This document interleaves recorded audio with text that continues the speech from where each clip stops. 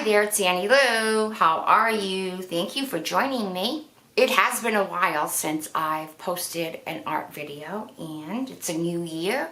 Going to try to be more faithful.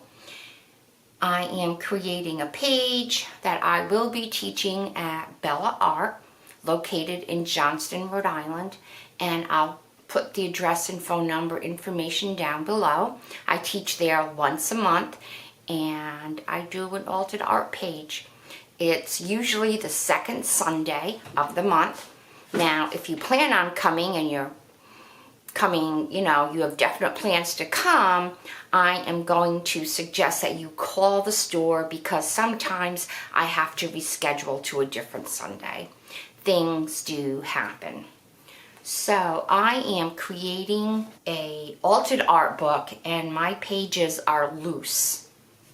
It's just a lot easier to work on your surface when it is loose and not part of a book that's already binded. So I do use watercolor paper as my base. I am going to cover my background with this polka dot paper. It's scrapbook paper. It's all punched out. I'm going to put a different background on my paper, and then this I will use as the girl's face, and this is going to be her hair. I have been taking a class online with Karen Campbell, and she is a wonderful, wonderful teacher. I have learned a lot, and what I have to say about taking an art class is you need to practice every day, and that is what I have been doing with Karen's class. Every day at work, so it's 5 days a week, and I must spend like 45 minutes a day just practicing and watching her videos. So this is a worksheet that I came up with using her instructions, and I will be giving this worksheet to my students. So let us get started. Your base page can be any size that you want.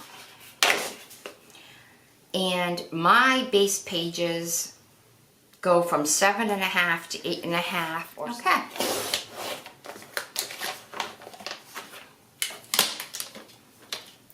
And I keep my scraps so that I can test things on them in case I need to test my watercolor paper or whatever. So this is going to be my background, but this is going on the background. And I would like for this to have color. I like using my Distress Oxides, and so let me decide on what color I am going to use. I went and I got a piece of wax paper to protect my surface, and I tested one of my oxides. It's called Picked Raspberry, and I like that color. So I used one of my scraps, and I am putting it on, and I like the way it looks. So let me do this background.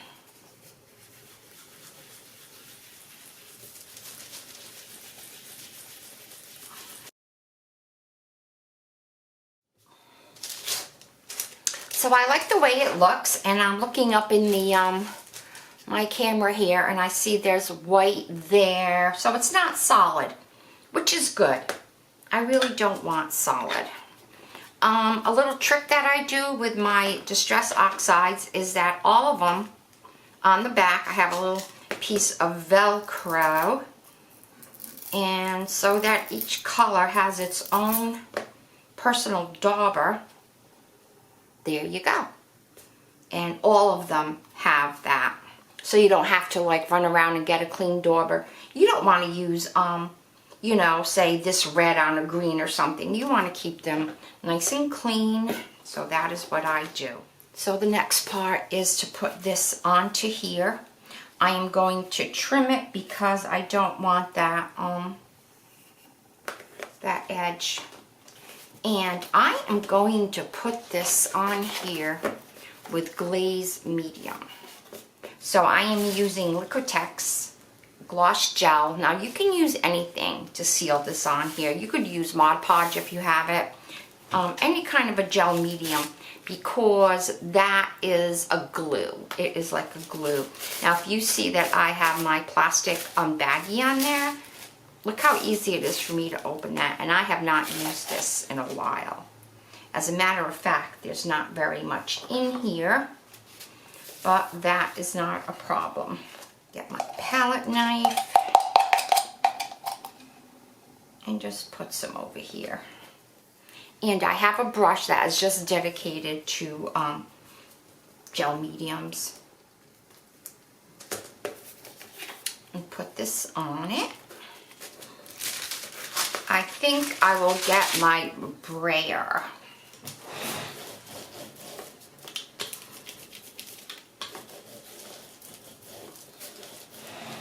So I have this attached with the gel medium, and I am also going to put a coat on the top. I plan on doing some stamping on the background, probably some shading after I get the girl's face down. So I made my template for my girl's face with a neck, and now I am going to trace it onto this paper. And what I'm using here is by Lawn Fawn, and it's called Vanilla Polka. So I am going to use the side with the small polka dots, and I will trace that and cut it. I don't know. I was going to trace it and cut it out, but I'm thinking if it'd be easier to work on a full surface. I don't know. Well, I am going to trace it using a pencil. So let's trace this on.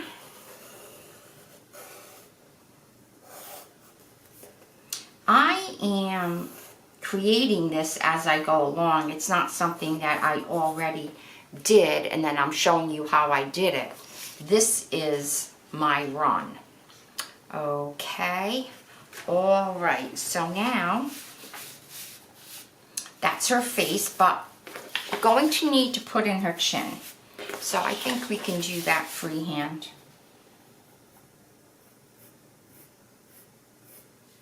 All right, now this is where the lesson is in creating a face. I am just going to do a very, very, very simple face.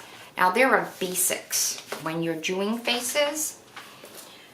The first thing you do is you find the middle of your face, and you're going to use a very light touch on your pencil because we are making guidelines and you are going to need to erase these later.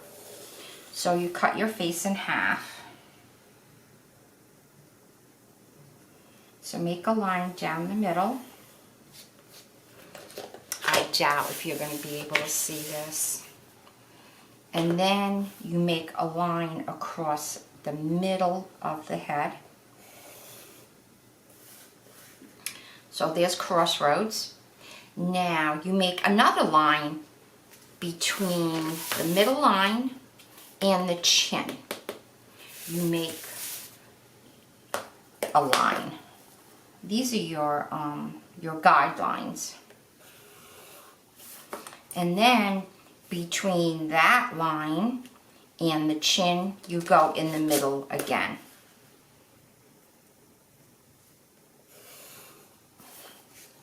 So here are your eyes, your nose line, and your lip line. I'm going to cut my paper in half over here. So the next line that you're going to make is, you see that middle line that you did? I changed rulers to my quilting ruler. It is divided into eighths, so I like that. So that middle line, you are going to make a line, okay, from that middle line Because my face is small, I am going to go for, let's see, 3/8 of an inch from that middle line. I hope this is making sense.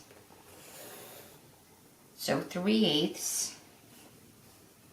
1, 2, 3. Yeah, 3/8 from that middle line.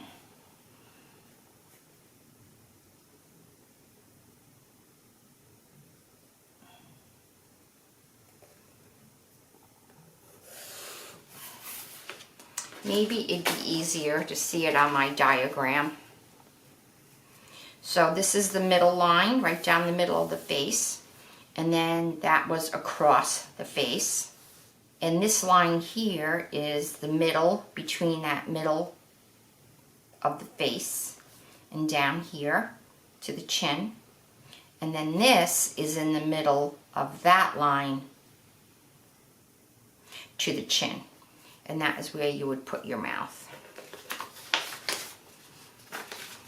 First thing we do is we put in the eyes. Now these lines on the side, that marks where the edge of your eyes will be. And because I am such a wonderful teacher, I will give my students a template for their eye.